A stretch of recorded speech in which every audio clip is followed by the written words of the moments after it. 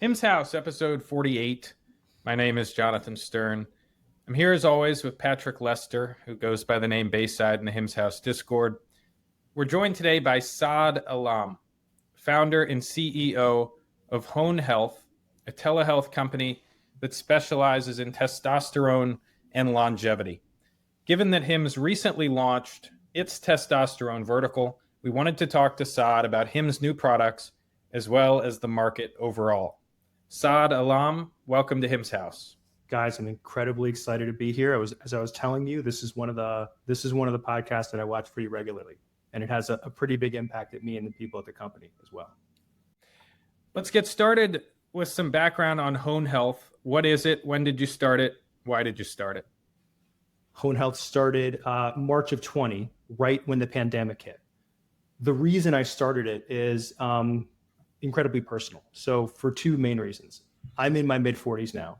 When I turned 35, a bunch of problems started happening. Mental acuity and stamina started to decrease pretty dramatically. I started to gain quite a bit of weight, and I started to feel depressed, which is really the opposite of my personality. So like anyone, I went to my primary care physician and I said, something is dramatically wrong. He takes a look at me, takes a look at some of my biomarker values, and he says, Saad, men of Middle Eastern descent, they tend to age a little bit faster, so you're just going to have to get used to it. But you know what? I'm going to give you an antidepressant and some Viagra because I think you have some angst and you need to handle that. And I said that was bullshit. I said there's no way that is a good answer. And so I left his office, and that's what really started the journey of me seeing multiple providers over the course of the next year, and urologists, endocrinologists, cardiologists, and no one really had a great answer for me. And then I finally met a group of hormone optimization and regenerative physicians that basically told me that I had the testosterone levels of an 80-year-old man. So I went through treatment, completely changed my life, gave my energy back, helped me kind of like think long about life again. And then unfortunately, right around the same time, my father was passing away from several chronic diseases that were completely preventable. And as immigrants, we didn't necessarily have access to healthcare. And so watching him pass and also becoming deeply ingrained in the longevity movement, we said to ourselves, let's create the most comprehensive longevity platform that we can actually dream of. But we had to start in a very narrow place, and that was men's hormones, and it's since grown since then. Great. So walk us through your product lineup, if you could. Sure. So you have, we'll call it men's and women's, actually, you've got men's hormones, that's the core business. So it's testosterone, clomid, and anastrozole. Then you have other weight loss medications. You've got thyroid medications. And then for women, it's similarly estrogen, progesterone, testosterone, weight loss medications, thyroid medications, in addition to a bunch of these new longevity medications. Great. And just to round it out, are you able to disclose revenue or something in the ballpark of revenue? Yeah. So we're right now 9 figures of recurring revenue, very efficient business, kind of grown very quietly, about to probably become a little bit louder, I would say, in the next year or so. Wow, that's exciting. And top competitors, I mean, you guys, as I understand it, are among the largest testosterone telehealth companies, I think, in the US. Who are the competitors that we should be aware of? Well, so I think it's an interesting question, right? Because if we're just talking about testosterone, I would probably say there are a few out there, but we probably start indexing ourselves more on kind of this category of longevity. I think Hims is hitting there. I think Midi's heading over there. They're much smaller players in the space like Lifeforce. And maybe the way I'd probably almost think about our business is, rather than just selling products, we actually focus on a process, which is kind of like this process of providing longevity care. Okay. I want to get into longevity. I think Patrick has some questions specific to that. We've heard Andrew Dudum, CEO of Hims, talk about longevity. It's a word that means different things to different people, and would love to hear about what it means to you. A couple more questions about testosterone specifically, again, just because Hims just launched that vertical. Hims started with Enclomiphene. Is that the right pronunciation, Saad? Yep, Enclomiphene and Enclomiphene. Okay. They're starting with that this year. Hims has said they're going to do TRT, testosterone replacement therapy, next year. This was interesting to me. Following the launch, which was, I think a month ago today, September 10th, someone in our Discord wrote, To the best of my knowledge, Enclomiphene has never been approved for TRT. The company that was working on it pulled the application. Hims is making a mistake on this. I have no problem with compounding personalized versions of approved medications for the indications for which they were approved, but this is not that. What do you think of those words? I'd love to talk to that person and help educate them a little bit about what exactly it is. So let's even quickly review. How does enclomiphene or Clomid work, right?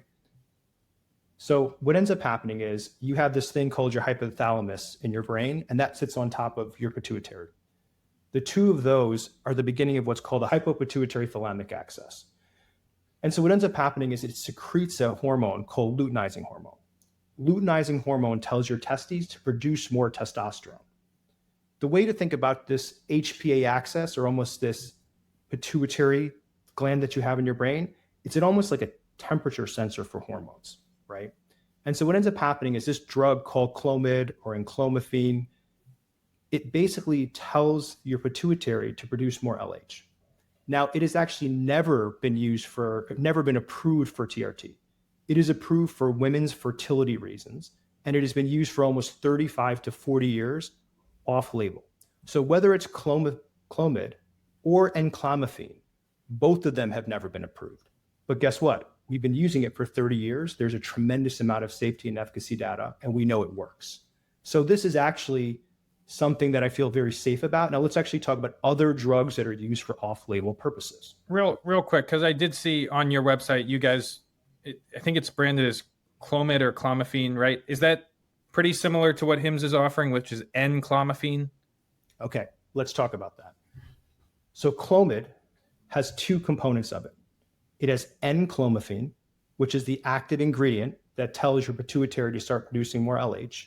And then it has zooclomiphene, which is a longer acting isomer that basically tells your body to produce more testosterone, but it has more estrogenic side effects that come with it. And because that drug was originally created for fertility purposes for women, that is the drug we call Clomid. Now, Clomid actually was acquired, the generic version, interestingly, and the naming rights. So the industry now refers to it as clomiphene citrate, unless you have the ability to talk about it as Clomid. So when people are prescribing Clomid, it is a combination of both products. When people are prescribing Enclomiphene, it is the more pure, shorter acting isomer of Clomid that they're prescribing. Got it. Okay. And you were saying something before I interrupted to ask about the difference between Enclomiphene and Clomid. Actually, let me probably say this, right? So I do remember what I was talking about. So for years, multiple drugs have been prescribed off-label. Here's a great example of another drug that Hims sells that's off-label, something called propranolol. It is technically for blood pressure, but it is also used for off-label purposes for migraines. You can take them prophylactically. They can be used for anxiety, which is what Hims is selling them for. And I don't know if you saw, the Wall Street Journal just had an article that women are using propranolol pretty regularly just to help themselves calm down. It's almost like a lighter version of Xanax. Another one, low-dose naltrexone. Low-dose naltrexone is actually for opioid addiction, but it has been found to help arthritis and immunity-based problems, and that is prescribed very regularly as well too. So what I would tell that person is, if physicians in the medical community have been using it for some period of time and you've seen long-term data associated with it, specifically around side effects, then it's probably pretty safe to prescribe. And the track record with Enclomiphene or Clomid goes back 30 or 35 years now. Is that right? I would even argue, if not longer. Okay. We want to get into longevity. One question, though, about market sizing. How big is the market today? How big do you think it could become over the next 5 to 10 years as the stigma around testosterone fades away and the idea of taking something like Enclomiphene or Clomid or even TRT becomes more and more common? Oh, this is the fun question. Okay. Because I asked because I've seen some market projections, but I don't know that they're taking into account shifts in culture. And so I want your sense of that. So if you just take a look at the total number of men in the US that have low testosterone, it's 40 million. Now, of that 40 million, okay, there are only 10 million that are currently symptomatic. meaning you can have low testosterone, but if it is not causing problems, you shouldn't even have it treated. You shouldn't even look at it because it's not impacting your life negatively, most likely. So there's 10 million men that are currently symptomatic. Of the 10 million men, there's probably about 1.5 million that are currently on treatment through known measures using kind of pharmacy-based data. Now, that also means there's a very large black market. There's a very large compounding part of the industry that no one's talking about. And so really, when you think about the opportunity size, it's probably some element of that 10 million plus maybe 3 to 5 million. I think what people don't realize is if you go talk to men in their late 30s and 40s, you go to a party, I would argue 10 to 15% of men will probably say that they are interested or on some form of TRT right now. And to your point, because the stigma is being reduced so rapidly, you see more and more people thinking it's acceptable. Now let's also divide the market another time. There is a group of men that have the need, meaning they have a clinical need, they're hypogonadal, and they have a testosterone level that is probably below 300 nanograms per deciliter, in addition to the fact they're symptomatic. Then there's this other part of the market. I'll call them straight optimization-based individuals. And those are people that may have very healthy testosterone levels, but because it's becoming destigmatized and the long-term research is actually better than we had hoped, they're taking it as well too. And so when you think about the market opportunity, at any given time, do I think 15 to 20 million men will eventually be on testosterone in the US? I think it is a true statement, but I think we're probably 5 to 10 years out from that. Okay. Great. I'll turn it over to you, Patrick. Let's get into longevity in a second, but just one quick follow-up on the testosterone. What do the age demographics look like on testosterone? And before you answer, just my perception, which may not be accurate, is that certainly there's an age component. Those who are older naturally lose a certain amount of testosterone over time. The second part I'm less sure of, which is there may be some environmental contributors which may be affecting all sorts of age cohorts. So can you tell us a little bit about some of those things, and what does the customer base look like? Absolutely. Let's first let's address your first question, then we'll talk about our customer base in a second. Mm-hmm. I think it's very instructive of where the market is going. So the average testosterone user in the country is 52.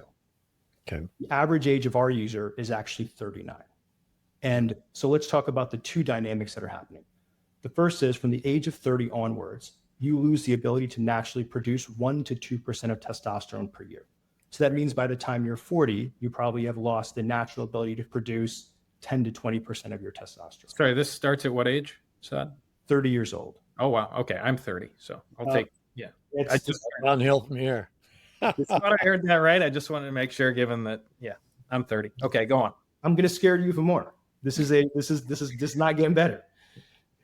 So then the most interesting thing, though, is when you look at it, 40% of men over 35 suffer from hormonal imbalances and low testosterone. And so the next question is, well, why is it happening? If you look at men 30 years ago, they had 26% more testosterone, but wait for it, 50% more sperm. And to the prior point, when you start thinking about why this is happening, and it's going to sound conspiratorial, or at least it was when I first heard it, but you look at all the plastics, the fertilizers in our food and our drinking water, and for men, they actually resemble these estrogenic compounds.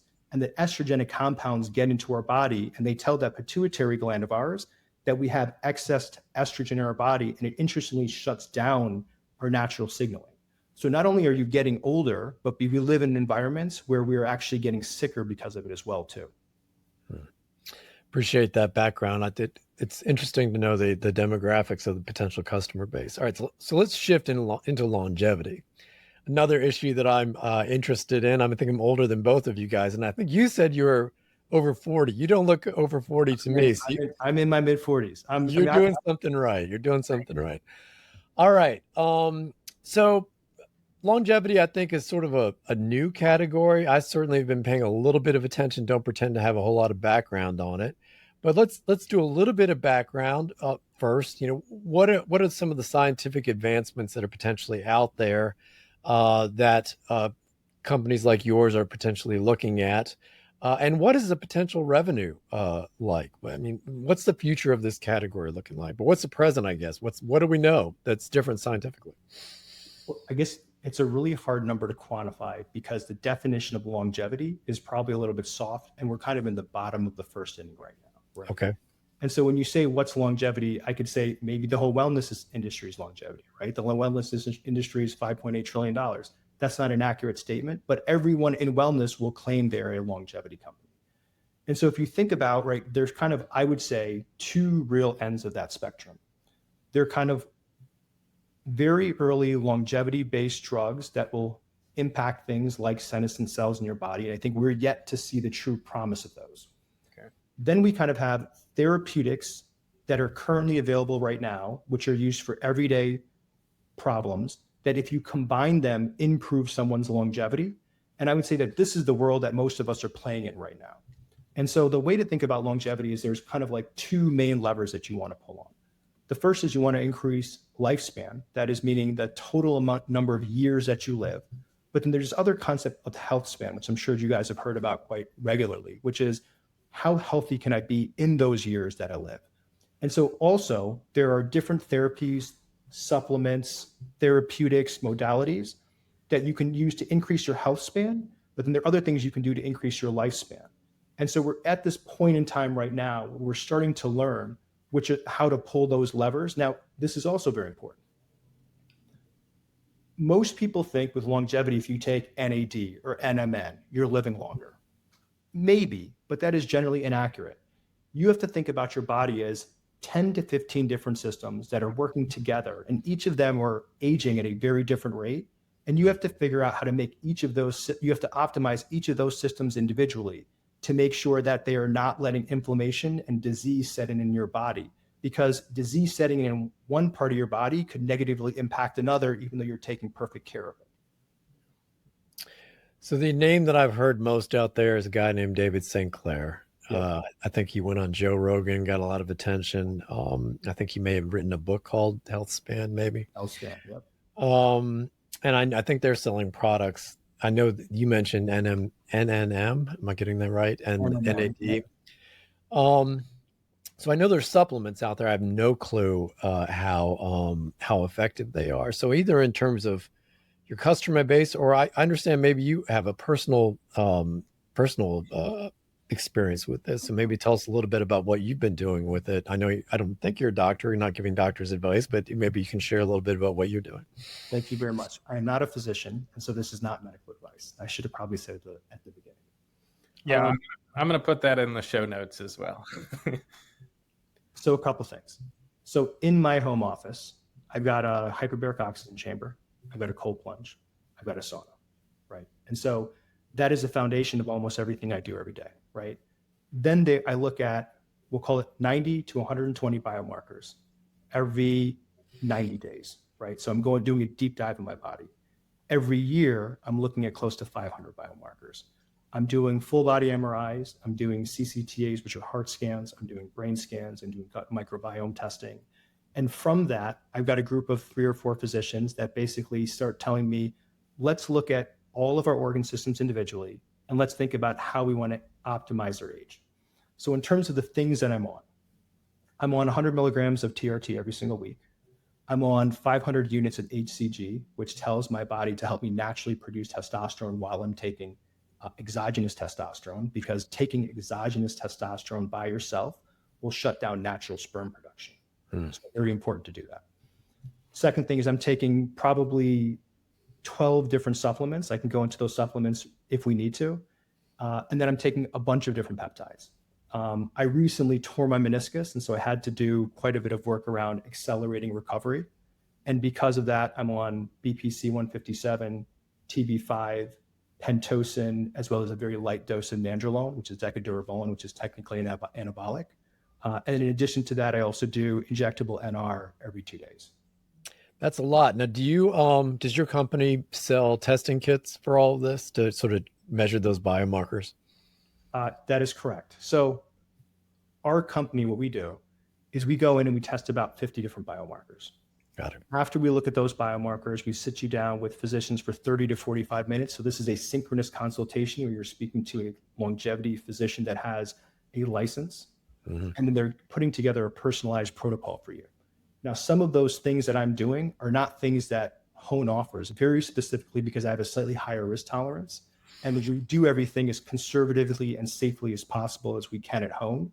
But the thing which we are starting to do, which is, I think, incredibly exciting, is we are now bringing in full body MRIs. We just did a partnership with someone we're about to announce. We just did a partnership with the largest DNA methylation company. So we'll be able to look at all of the organ systems and the biological age of each of them. We just did a deal with a very large DEXA scan franchise, and we're adding DEXA scans very quickly. We're about to do a deal with a CCTA provider to do part scans. And it's incredibly important where the industry is moving is to be able to have multiple diagnostics so a person can be evaluated from multiple angles. Well, one of the reasons why I asked that question is because HIMSS has got at-home testing, and I was curious to know how much of it overlapped with some of the longevity stuff. I suspect quite a lot, although you just mentioned a bunch of things that presumably HIMSS does not yet do. Right. I guess it is. So you guys have this 50 biomarker blood test. I saw on the website $65 per biomarker. Is that an at-home test, or do you go somewhere to do it? What do you? Just a quick correction. So it's $65 for the 50 biomarker test. Oh, Okay. For the entire thing, plus a 30 to 45 minute consult. 30 if you're men, 45 minutes if you're women. It is arguably the single cheapest healthcare that you will buy. And the way to think about it is, you can either go to LabCorp, or we will pay for someone to come to your house and to pull your blood. Got it. Okay. I was going to ask about the pricing because Function, I think, tests over 100 biomarkers. Superpower, we had the founder, Max Marchioni, on the show a few months ago. They do over 100 biomarkers as well. But it's all for a couple $100. I think in Function's case, it's 500. So 65 is pretty competitive, not as many biomarkers, but I don't really know what you're getting for the other 50 or the other 100. So, okay, good to have that comp. Was there anything else you wanted to ask about testing there, Patrick? Nope, that covers it. Okay. I want to move to weight loss quickly. I saw liraglutide on your website. You have a weight loss vertical. It's in the drop down. You don't offer GLP-1s outside of liraglutide. Are you worried about the regulatory situation around semaglutide and tirzepatide? Why aren't you like one of the hundreds of telehealths that have popped up in the last 2 years and are selling this stuff? That's a loaded question, isn't it? There are a lot. I see a new one on Facebook every day. I know all the founders, and they're printing money hand over fist. I mean, Yeah. it is unbelievable how some of these companies are springing up and they're doing $400 or $500 million of run rate. The majority of that's cash to the bottom of their balance sheet. So I used to work at Eli Lilly and Company. I ran market research and business development for a $4 billion brand. And my stance has always been that when they were ready, the hammer was going to drop, and it was going to drop very hard. And so I took a stance of saying, hey, I don't want to necessarily sell compounded GLPs. By the way, I'm not against it at all. Just for our business, I didn't want to take on that risk. Yeah. Now, we are selling liraglutide. We are selling Zepbound through Lilly Direct right now.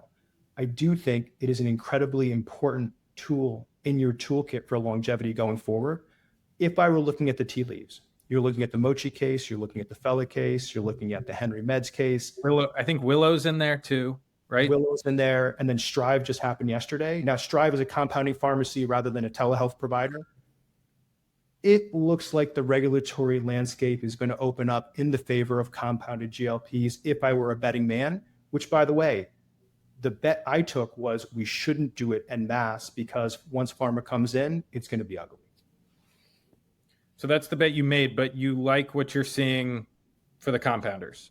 I think the compounders, I think there's a very high probability the compounders will win in this particular instance. And I think this thing that is scary about it is that it takes the central tenet that is the most important, we'll call it value creation tool in pharmacy, which is you get a 20-year patent protection life. And it is essentially threatening that very premise. And I think it will have very large implications for the rest of the industry for years to come. But it looks like at the point in time and place we are right now, compounders are going to win. All right. It's clear you're watching this extremely closely. That's cool to hear that like the founder CEO has total command of all of the cases that are happening, probably where they're happening to, and like who's covering it, and yeah. I mean, we'll see if the most favored nations negotiations with the pharma companies impact the compounding situation. We've of course talked a lot about that, but yeah, we'll see. Bayside, back to you. We want to touch on peptides. Yeah, well, so GLP-1s, the P is peptide. So we've already talked a little bit about a version of it, but let's talk about peptides more broadly. So Semarelin, am I pronouncing that correctly? Is a peptide that comes up a few times, has come up a few times with a few previous guests. What does that do? And when did you decide to start offering it? Okay. So we started offering it about a year and a half ago. There's an entire class of, let's take a step back. A lot of people don't necessarily understand what peptides are. Mm-hmm. So peptides are protein messenger molecules that are already in your body. There are tens of thousands of them. Of the tens and thousands, 100 have been produced by compounding pharmacies. Of the 100, there are 30 that are probably widely used right now. Of the 30, only 3 of them, other than the GLPs, are actually FDA approved and are technically legal to sell. Sermorelin is one of them. It is part of a group called, some people will call them secretogs, or they'll be called secretogs. The way to think about it is in your pituitary gland, what we just talked about, there's a little sac. And in that sac, every single night, it fills up with growth hormone. And then as you sleep, that sac kind of pulses and releases growth hormone. The entire class of secretogs, it tells your body to take the growth hormone that you're producing naturally and increase the pulse of it so you get more of it, or to increase the strength of the pulse. Sermorelin is a 29-string amino acid peptide that is FDA approved for growth hormone deficiency, that tells your body to naturally produce light pulses of growth hormone in your body. The other one that I would actually say is far more effective is something called tesamorelin. Tesamorelin is also far more expensive than sermorelin, which is the reason why we don't sell it. But it was actually FDA approved for what they call lipodystrophy, which is when AIDS patients take retrovirals, they end up getting this very kind of thick sheath of subcutaneous fat around their belly. And this Tesa was meant specifically to remove that. And so what I would say to people out there is, if you have a choice between Tesa and sermorelin, go with Tesa. But by the way, Tesa is incredibly expensive, $1,200, $1,500 a month. And so the reason why we chose sermorelin is because it's far more accessible to the larger group of folks. So what are the other peptides out there? We've already talked about the one we just mentioned. We've mentioned the GLP-1 variants. What else is out there that is of potential interest? We keep hearing about peptides like they're this magical category. On the other hand, we hear there's a lot of legal boundaries. So what is doable in that category in the near term? I just wanted to note, and maybe you could talk about this as part of the answer, that some of the peptides that you mentioned, Saad, like BPC 157, are not FDA approved. So that is true. Tell us a little bit about that, maybe as part of your answer too. Yeah. So let me do this. Let me just give you the history of what's approved and what's not approved and why that's the case. Okay. Then we'll talk about which are the drugs in those categories, and then I'll tell you about the ones which I think are promising and also why I feel comfortable taking them. So 2010s, there's a bunch of compounding pharmacy scandals that hit. 2013, an act is created that basically allows compounding pharmacies to work within a framework of what you're allowed to compound and not. There are 3 basic buckets. Category 1, which is, yes, you are allowed to compound this. Category 2, which is, you know what? We don't really have good safety information, although we know it works. You shouldn't compound it. Category 3, don't compound it at all. So when 2013 hit and they were trying to figure out where each of these peptides fall, a bunch of peptides that didn't have safety information fell into category 1, which technically meant it was okay to compound them, but they didn't have FDA approval. So they sat in this kind of like weird gray space area. Then you have, we'll call it, I don't know if you guys ever heard of TaylorMade. Just the golf company. Okay.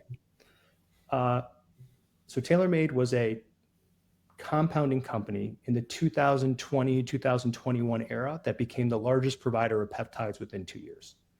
The FDA said, hey, we want you guys to stop. They were making so much money. They said, no, we're not going to stop. Eventually, the FDA came and the DEA came and they shut them down. That sent a very loud message to the entire compounding industry not to compound peptides anymore.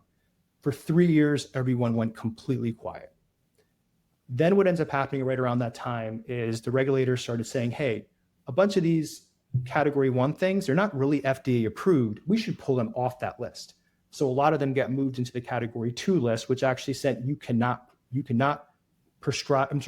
compound these. But the medical community had seen the impacts of them and they were like, this is bullshit. We should be able to prescribe them. And compounders, because it had been 3 years since TaylorMade got shut down, said, you know what? They're not going to be enforcing this. Let's continue compounding them. And now we have this very large peptide craze. The peptides that are in the category 2 list that are very interesting. One of them is BPC 157. One of them is thiolin alpha. The other one is thymosin beta. Then you have ipamorelin. You've got CJC 1295. You've got epitalon. You've got C-Lank and C-Max as well too. Those are the ones that I'd probably say is where the majority of interest is right now. Okay. Jonathan. Where do you get peptides? Where do you get BPC 157 if you don't mind sharing? Okay, so there's 2 sources. Did you guys see the article a couple weeks back that said everyone has a Chinese peptide dealer? No. Hold on. You should Google this article. It's outstanding. The main punchline is, I live in New York City, right? I go to San Francisco, I go to LA. Everywhere I go, everyone's on peptides. It's a thing. And it's not even... It feels big. That's interesting. So I'm in New York too. Maybe it's my friends. I don't know. We're not on them. But I'm on tech Twitter. Most of my Twitter are these people in San Francisco. It does feel like they are all on peptides.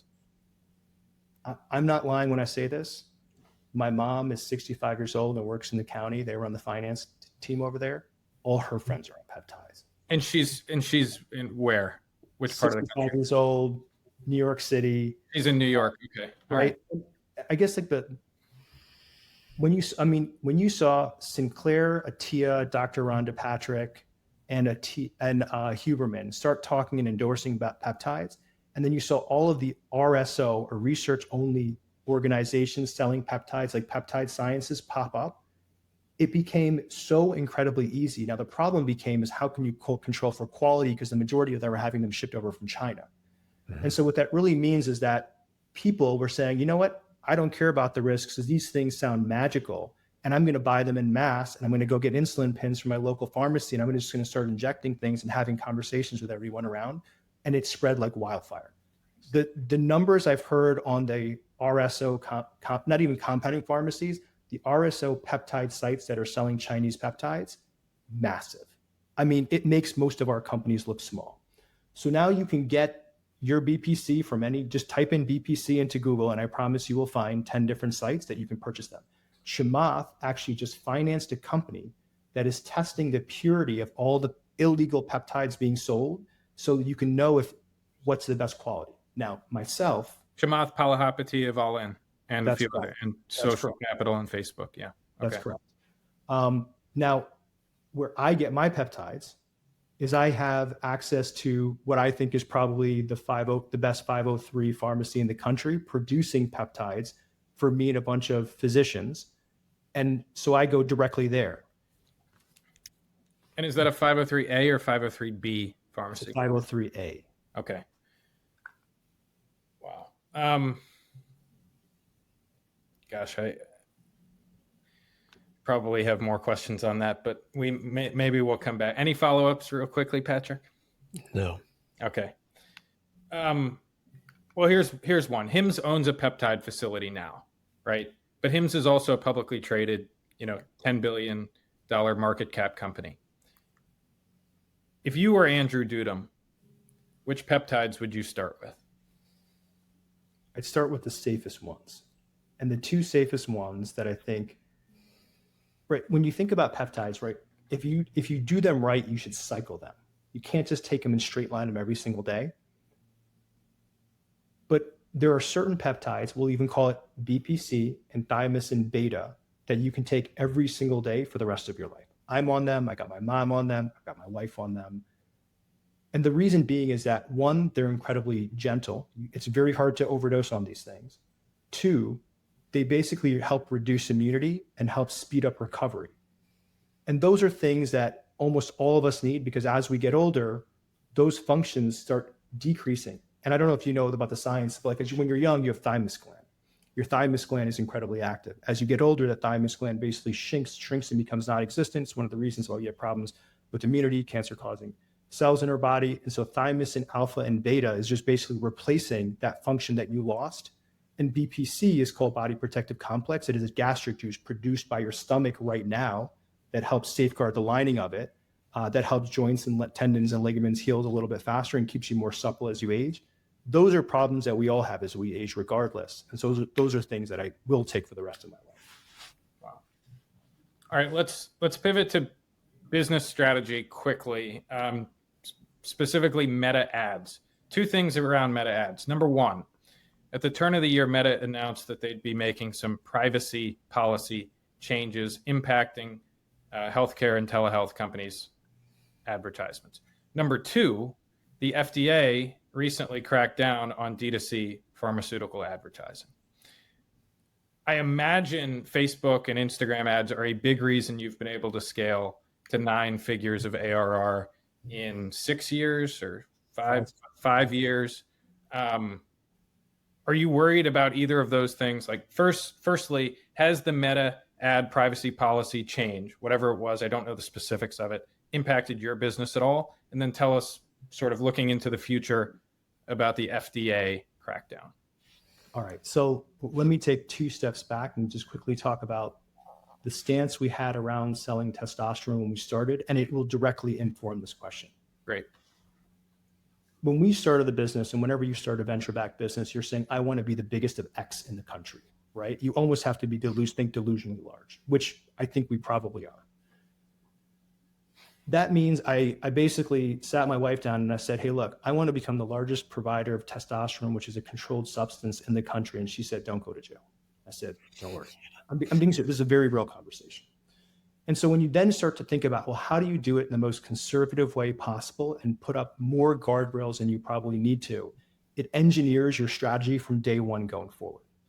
Most testosterone providers will measure you once and they will give you product if your cash is green. Maybe they'll test you once every year.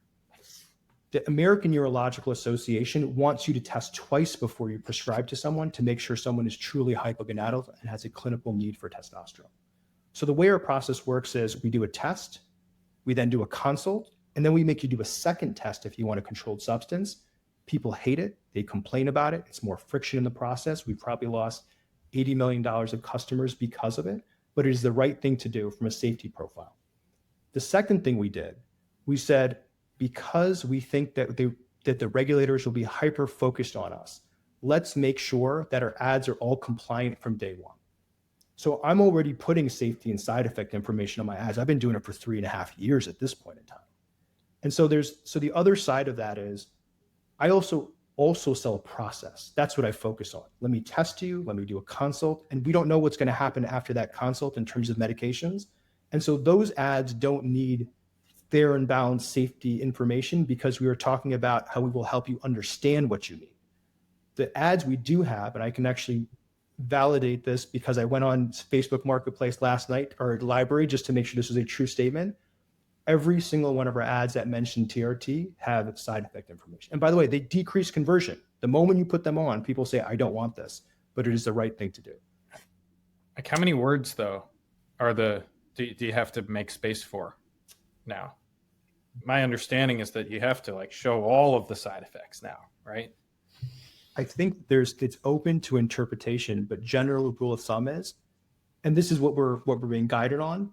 If you have a minute-long commercial, it should be 30 seconds of benefits, 30 seconds of side effects, and it shouldn't be said incredibly fast.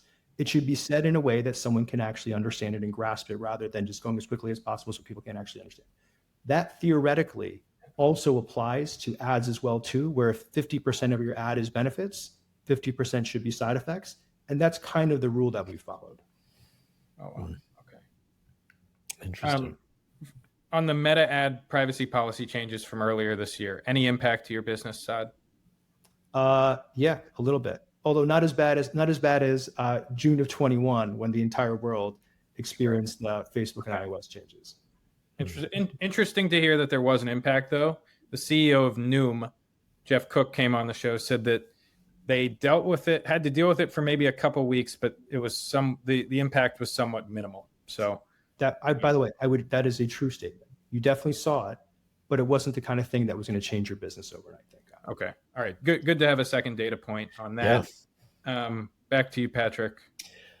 Well, so I'll give you a heads up. The next question, not this one, we're going to look into your crystal ball into the future, 1, 3, and 10 years out, let's say. But before we do that, I've got a couple of odds and ends that we'd like to address, and then we'll get into that future-oriented question. So first one on my list anyway, I'm told, I don't actually know this, but I think I've got some notes here that say you supposedly think primary care is in trouble. Is that true? And if so, why? So this will probably feed into your last question in terms of where I think the world is going. Mm-hmm. I think this thing that we call longevity care, that's kind of ambiguous, and primary care will collide into each other, and some significant portion of primary care will become longevity care. And that sounds like a very far-fetched statement. So let's talk about why I believe that to be true. Longevity care, in my mind, is kind of like three very distinct verticals right now as it exists today. There is the diagnostic portion of it. There is the analysis portion, which, if we're being honest, is going to be mediated by AI and everyone has access to it. So it kind of is like just a baseline to even play the game very shortly. And then the third one is providing longitudinal care for patients. More complexity, the harder it is. I think that the world of diagnostics right now is essentially going to zero. Meaning, full body MRIs used to be $2,500. They're now $500. 100 biomarkers used to be $1,200. It's now $80, right? Gut and microbiome testing used to be $700, now $35. And so a lot of these companies out there that are selling diagnostics in scale, I think they're basically playing a zero-sum game, and everyone will want it cheaper and cheaper and cheaper. And that's what we're seeing happening, by the way. You see the companies dropping their prices all the time, trying to compete for as many customers in as possible. And so I'm actually a little bit bearish on those companies. But what that will essentially allow us to do is consumers that never had access to this advanced diagnostic testing will be able to come in and say, for the price of a really good dinner, I'm going to be able to get 3 or 4 diagnostics. Everyone is going to wrap those up with some level of AI, and then you're going to have some kind of care on the back end. And so that's kind of the promise of what primary care was supposed to do, and I think has failed us in so many ways. And I think that the paradigm shift that we're seeing of people proactively going in and doing the diagnostics, care will shift from being more reactive to proactive, and you'll start engineering your health far more.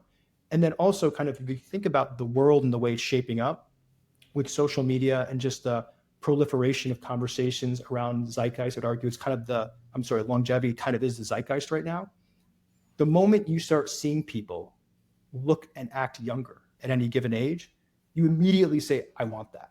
And then when you hear what they've paid, you're like, wait, I can do that for a couple $100, or I can do that for, and all of a sudden it kind of like starts spreading very rapidly. And I think that a lot of people are replacing their primary care with a company like ours. And I'll give you an actual example, right? The average price point of my service is $200, $225 per month. I'm going to give you 3 income categories: 50 to 100, 100 to 150, 150 plus. What percentage of my patients fall into each of those income categories, knowing it's a $200 plus product per month, and it is a subscription-based product? What are your guesses? Which product, Saad? We'll call it, right? So it's a great question. So our core business, it's the $150 per month subscription plus the cost of medications. Mm-hmm. So on average, it's $200 to $225 a month to be a patient of ours. And your question again, what proportion of your customers are in 50 to 100, 100 to 150, and 150 plus? I would normally assume it's a higher income group. That's what everyone would, right? Mm-hmm. 60% of my patients come from the $50,000 to $100,000 category. What does that say? Because that's a massive number. It says that lower income folks right now either don't have insurance or have primary care that is unsuccessfully giving them what they're looking for. And as a class, they're saying, I'm willing to spend $200 per month of my cash after taxes in order to get this form of longevity care, which helps me stay younger.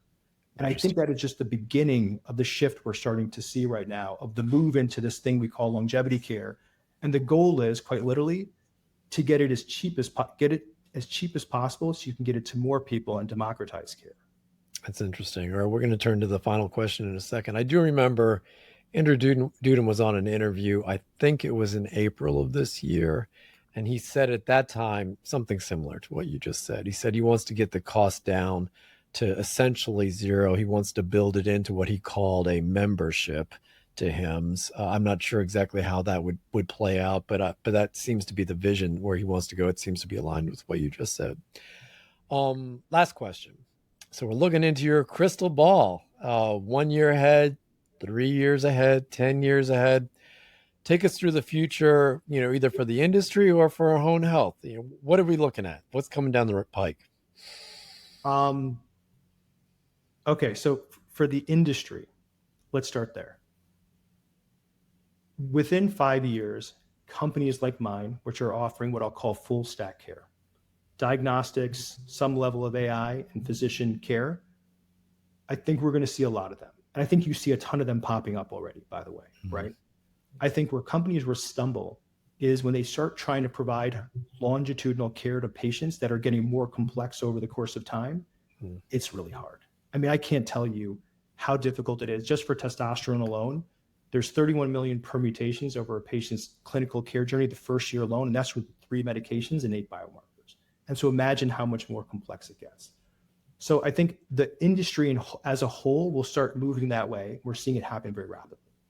I think there will be a couple players that figure out how to do it at scale, because you're having to deal with a lot of side effects and kind of what I'll call gnarly medical conditions that are more difficult to treat virtually rather than in a brick and mortar setting. And so they'll have to start building real relationships and off ramps with what I'll call like acute care center or hospital centers.